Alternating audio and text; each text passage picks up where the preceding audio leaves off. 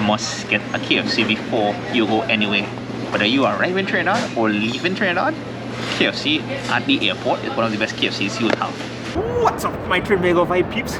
Welcome to another edition of Trinbago Vibes. Well, not too much Trinbago this round.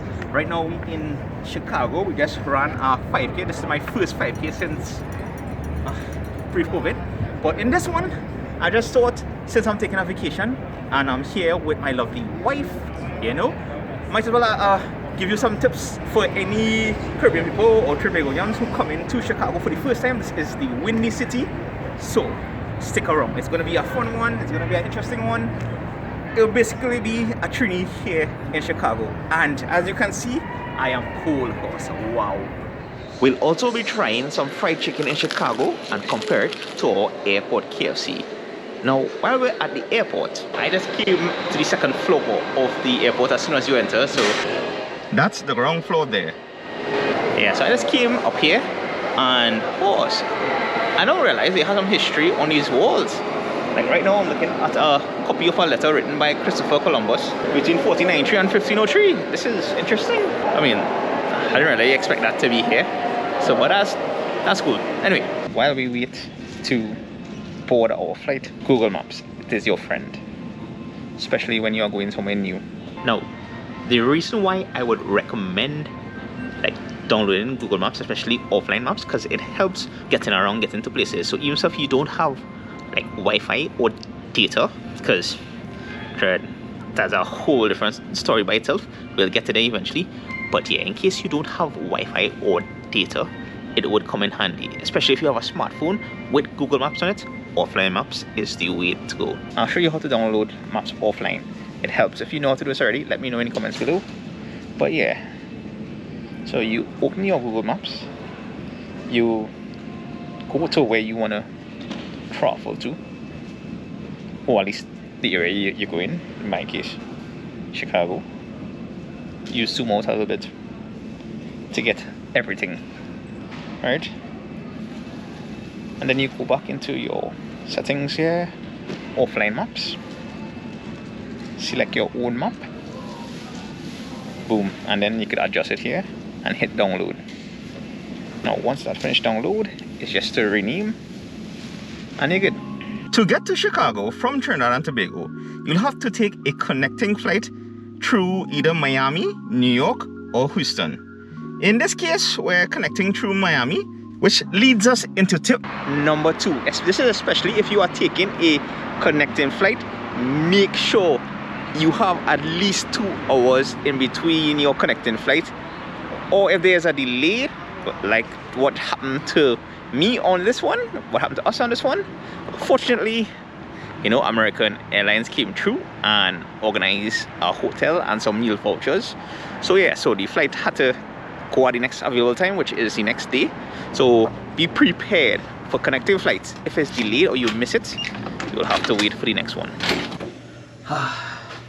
It feels so good to have a room. Whew. Yeah, I know in this one we even reach our destination yet. We ain't even tackled any food yet. This is the first time I've done a connecting flight. It got delayed, but we kind of get through by God's grace. I ain't complaining because we was planning to, you know, probably spend the night in the airport, which may be an option depending on your layover time and funding. Anywho, we just here for a few hours because we decided to take an early flight in the morning because we want to get to Chicago in a good time to do what we gotta do around there. Touchdown at O'Hare Airport in Chicago. Tip number 3, the CTA. Now, other cities may have this, like I know for sure New York have the Metro and Washington DC has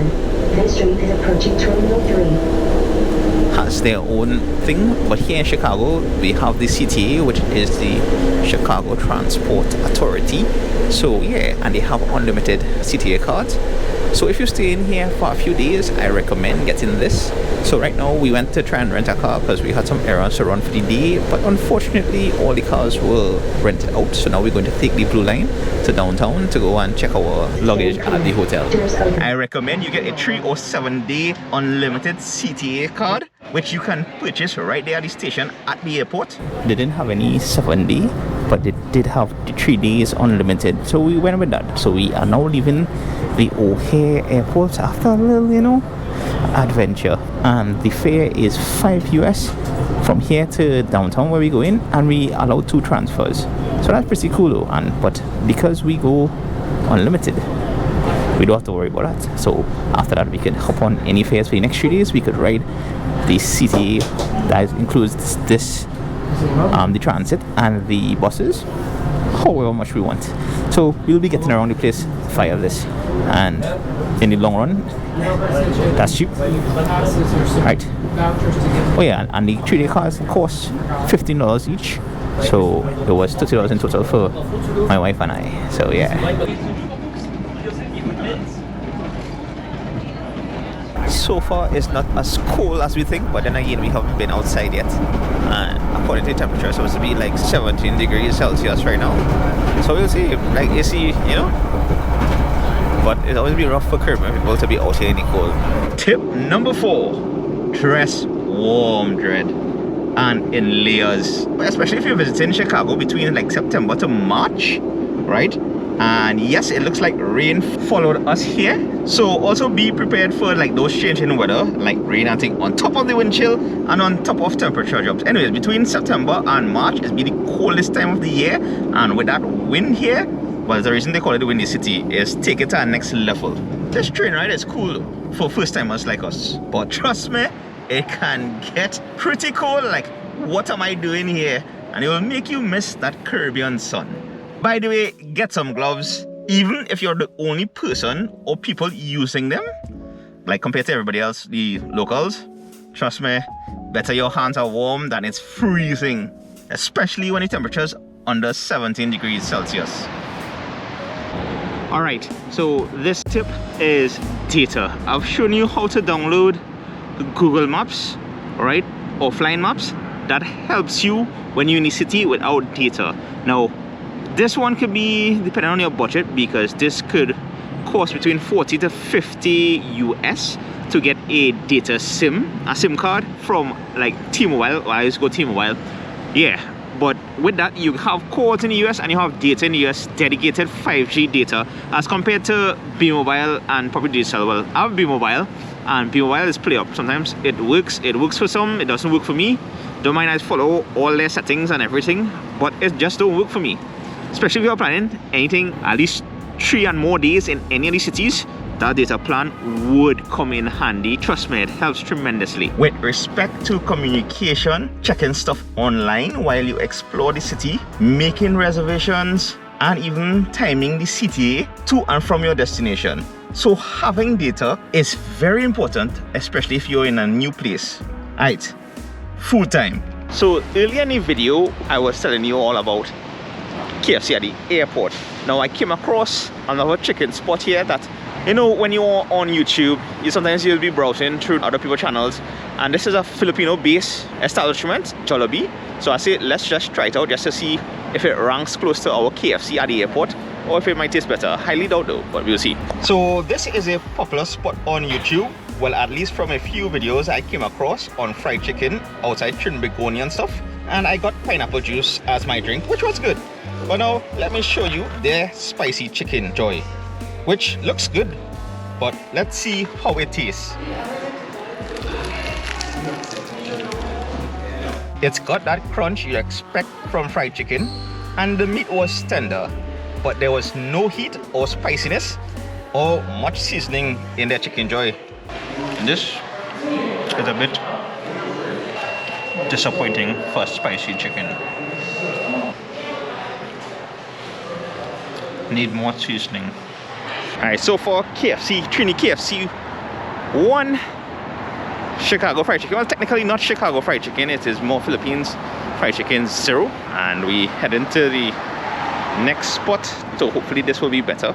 We'll see. Alright, so this is Harold's fried chicken. They say they're known for the mouse sauce. I think I paid around $8-9 US for this. And oh, it's looking good, boy. Look, smelling good. Ooh, it's smelling hot. This is I ordered hot fried chicken. Look, that looks good.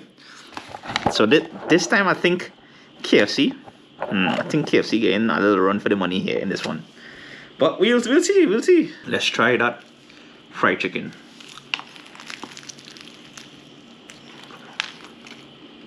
Now this definitely spicy, but not too spicy.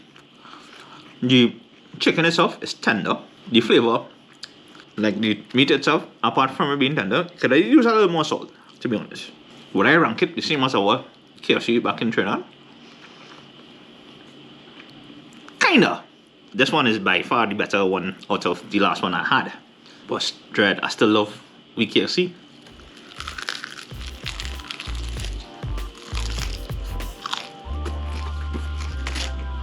Well, this is a good one to try if you are here in Chicago. I forgot to mention this, but this is a major one. A good bit of food places here in Chicago are cashless. That means they no longer take cash. So having a credit card is highly recommended if you are traveling to the Windy City. Yeah, Dread, we learned that the hard way that people were just taking credit card and it wasn't accepting any cash. That was real weird, but it is what it is. I'm sure there are more fried chicken spots here in the city of Chicago, but our airport KFC still reigns supreme in this one. So hope you enjoyed that one and enjoy these tips, which you can mostly apply if you're traveling anywhere. This is the Bean at Millennial Park, in case you're wondering. Don't forget to like and subscribe, and I'll see you all in the next one. Gone later.